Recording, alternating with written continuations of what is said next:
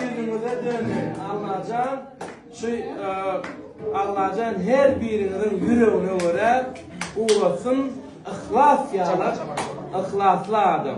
Sağ ol. Yaxşı niyet yarım dövür. Allah'can sizin toyunuzda hizmet etmek niyetler etsin.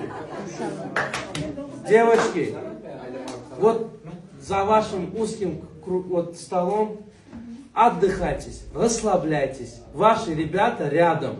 Вот как будто sizin kakanız, doğanlarınız yanında. Okey?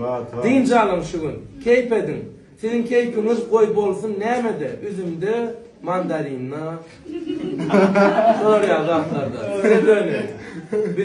Sizin hemen bu düşüyü mamı. Пожалуйста, берегите себя. Вот вам пример. Девочка приехала. Да. Приехала, смотрите, какая свадьба прекрасная, да? Кто-то сейчас на Кремле там свадьбу делает, миллиарды тратит, и каждый полчаса бегает, нюхает кокс или еще что-то. Понимаете, о чем я говорю? Ребята, это настоящий, это чистый кайф. Это наше душевное, наше землячество. Я вас очень люблю и уважаю. Пожалуйста, нас сегодня большинство. Ребят, правильно поймите, мы будем сегодня газовать в меру дозволенного, окей? Вы, пожалуйста, не обижайтесь.